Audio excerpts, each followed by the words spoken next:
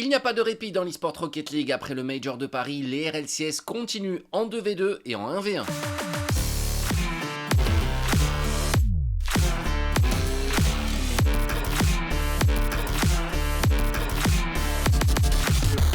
Bonjour à toutes et à tous, bienvenue dans Pinch, votre émission qui traite l'actualité eSport Rocket League. Au programme de ce numéro 87, on fait le point sur les RLCS, 3v3, Last Chance Qualifier, 2v2, 1v1, les derniers résultats et le programme à venir, je vous explique tout. Ensuite, on fait le point sur le reste de l'actualité avec la FIFA E, l'eSport World Cup et un tout petit peu de mercato avant de terminer cette émission par la FAQ. On démarre par les RLCS, le Major de Paris, c'était il y a maintenant presque 3 semaines avec la victoire de la Karmine Corp devant un public formidable. Vous avez peut-être remarqué, si vous êtes des habitués de la chaîne, que nous n'avons pas sorti de vidéo, le film du Major. C'est parce que l'on vous prépare autre chose. Dans quelques jours, pas trop longtemps j'espère, sortira notre plus belle vidéo à date, un vlog / after movie qui reviendra sur les 3 jours extraordinaires que nous avons partagés avec le public de la Défense Arena. Abonnez-vous à la chaîne, activez la cloche pour être sûr de ne pas rater cette vidéo. Depuis le Major, nous connaissons 15 des 20 équipes qualifiées pour les Worlds qui se joueront à Dallas du 15 au 20 septembre prochain. Pour l'Europe, nous avons Karmine Corp, Gentlemates, Vitality, NiP et Manchester City. Pour l'Amérique du Nord, Energy, Shopify Rebellion, Space Station et Virtus Pro. Pour l'Amérique du Sud, MIBR et Furia. Pour le Moyen-Orient, Twisted Minds et Falcons. TSM pour la PAC et Five Fierce pour l'Afrique subsaharienne, il ne reste que le représentant océanien à déterminer et ça va se jouer dans un tiebreaker en BO7 entre Power et Wildcard qui ont tous les deux terminé en tête du classement avec le même nombre de points. Derrière ça, il reste 4 places à prendre via les Last Chance Qualifiers qui seront donc les prochains rendez-vous des RLCS en 3v3. Pour les 4 régions éligibles qui sont l'Europe, l'Amérique du Nord, l'Amérique du Sud et le Moyen-Orient, ces tournois démarreront les 2 et 3 juillet pour se terminer sur 4 jours consécutifs du 23 au 26 juillet, brisant ainsi la règle de l'alternance hebdomadaire dans les plannings RLCS pour nous offrir 4 jours de compétition intense où les régions défileront les unes après les autres pour jouer leur jour final. Plutôt sympa comme concept. Mais avant cela, il faut qualifier des équipes pour les Worlds dans les autres modes de jeu, à commencer par le 2v2. 4 duos s'affronteront à Dallas pour décrocher ce premier titre de l'histoire, un par région éligible. À nouveau les 4 régions principales, Europe, Amérique du Nord, Amérique du Sud et Moyen-Orient. Et ce week-end, nous avons joué les 2 premiers tournois qualificatifs. En Europe, vous êtes très certainement déjà au courant du fait que les Nomis, Just Fake, Dezen et Atto ont dévoré la concurrence. Ils ont roulé sur tout le monde. Le duo franco-belge a mis tout le monde d'accord à coup de 4-0, y compris sur Vatira et Juicy en demi-finale, y compris sur Nas et Oski en finale. Une seule game perdue de tout le tournoi. Il n'y a pas grand chose de plus à dire. Dans ce mode de jeu, Zen et Atto, c'est la meilleure équipe de la région et de très très loin. Vous l'avez vu, le 2v2, il y a beaucoup d'espace, c'est du coup plutôt spectaculaire, beaucoup plus de place pour mettre des highlights. Ça n'a pas été facile de vous faire une compile, merci à toi Sparta, à base de Madzer, de Zen et d'Atto.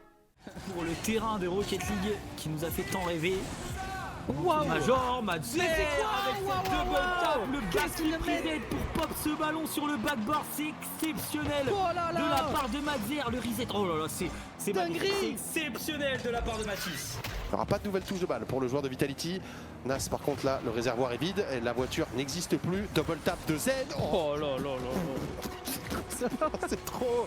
C'est trop. 360 no-scope de la part de Zen, deuxième poteau. Finalement, il n'aura pas de ressources surtout, on n'a pas forcément l'information. Le corner hit peut-être de la part d'Atto. Et les surpuissants pour la qualification au championnat du monde.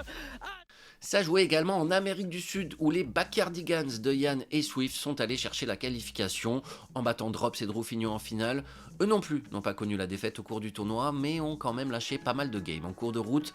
Après avoir représenté sa région en 1v1 l'an dernier, Yann prouve une nouvelle fois qu'il est indéboulonnable, intouchable en Amérique du Sud. Voici un petit but de Royales contre Furia en demi-finale, petit pinch. Tenta o toque, acabou se confundindo com o Klaus, ele tenta a recuperação, o toque foi ruim, Royales! No pinch, a bola ainda tem direção pro gol!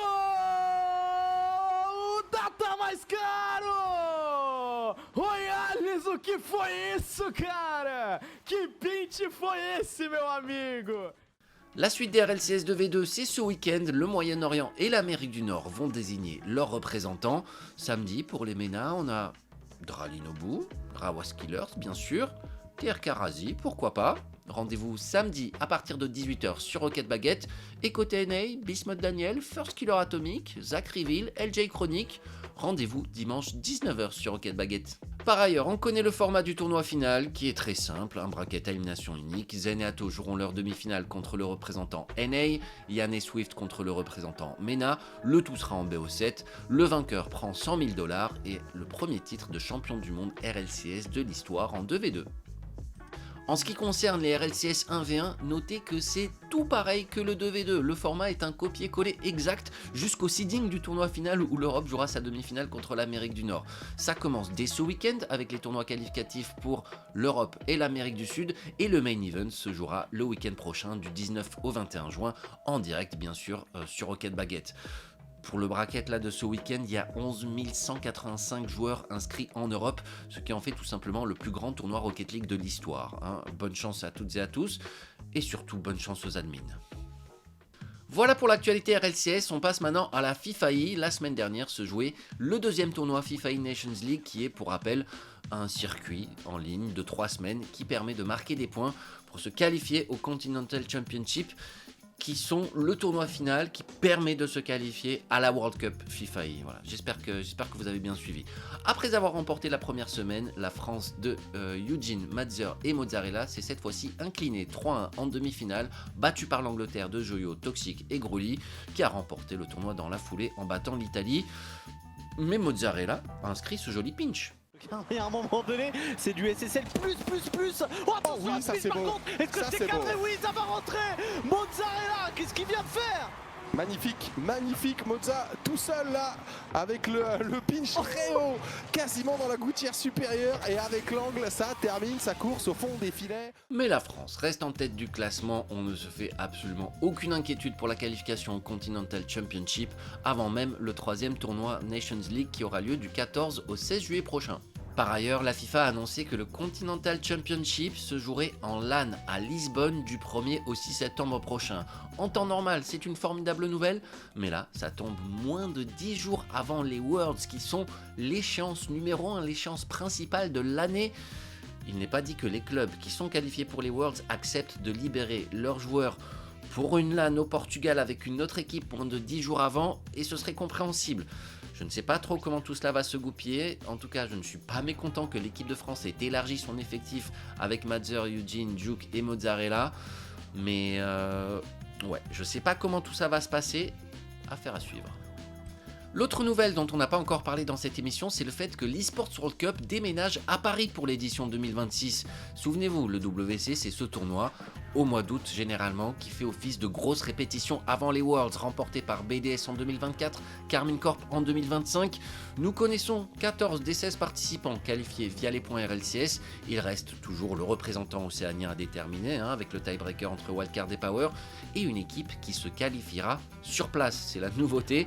Vient Last Chance Qualifier, 128 équipes maximum dans ce tournoi qui se jouera en LAN. L'organisation envisage de fournir les PC pour 384 joueurs. C'est ambitieux, dis donc, mes Urban Series à 64 équipes, plus grand tournoi Rocket League du monde, peuvent peut-être aller se rhabiller. Je dis bien peut-être car ce n'est pas encore fait. Moi, j'y croirai quand je l'aurai vu. Dans tous les cas, c'est une super initiative. C'est du 8 au 10 août à la porte de Versailles, juste avant le tournoi principal, n'est-ce pas? Et les inscriptions sont gratuites, limitées à 128 équipes, mais gratuites. Premier arrivé, premier servi, donc foncez, tout ce que vous avez à faire c'est de gérer votre déplacement jusqu'à la porte de Versailles, mais une fois sur place vous n'avez besoin que de votre manette ou de votre clavier souris. Le lien d'inscription est dans la description, allez-y. Enfin, on termine cette émission sur une petite page Mercato parce que justement, via la page StartGG du Last Chance Qualifier eSport World Cup, nous avons pu prendre connaissance de quelques nouveaux rosters. Tempo, Madzer, Alpha 54 sous les couleurs de GK, coaché par Ferrypick, Eugene, Toxic et Rise sous le nom de Magnolia, et K-Dop Corp récupère Joyo et Reziers aux côtés de Radozin, toujours sous la houlette d'Econ. Voilà pour l'actualité, on passe maintenant à la FAQ, mes réponses aux questions que vous avez posées en commentaire du pinch précédent. Tom Le Mercier, comment fonctionnent les points pour sélectionner les 4 régions qui ont droit au Last Chance Qualifier? Tu fais la moyenne des points obtenus au Major par chaque région. Grosso modo, pour l'Europe, tu cumules les points des 5 équipes et tu divises par 5. Et pour les régions qui n'ont qu'une seule équipe, bah, tu prends les points obtenus au Major par cette équipe. C'est clair? Melvin, je peux savoir où acheter le rideau RB? Pour ceux qui ne savent pas de quoi il parle, non, il parle de ça. Mais c'est pas un rideau, c'est une bâche que j'ai fait faire quand on avait fait un studio dans mon garage. Donc ouais, j'ai 2-3 exemplaires. Giveaway. Overstorm, quel est l'overtime le plus long de l'histoire des RLCS et combien de temps a-t-il duré? 17 minutes 41 le 16 avril 2021, c'était le tournoi Spring Regional 3 en RLCS X Europe entre BS Plus Compétition et RICGG, c'était donc en ligne. En LAN, c'est bien Vitality contre Rule One en 2023 au Spring Major.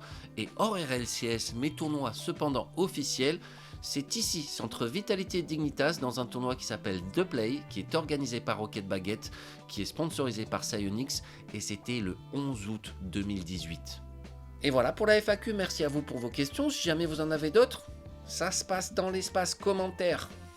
Et c'est ainsi que s'achève cette émission. Merci à vous d'avoir regardé ce pinch. J'espère qu'il vous a plu. On se retrouve ce soir pour les RBRS, hein, si vous regardez cette émission dès le jeudi, dès le jour de sa sortie. Sinon, samedi, dimanche pour les RLCS 2v2 au Moyen-Orient et en Amérique du Nord.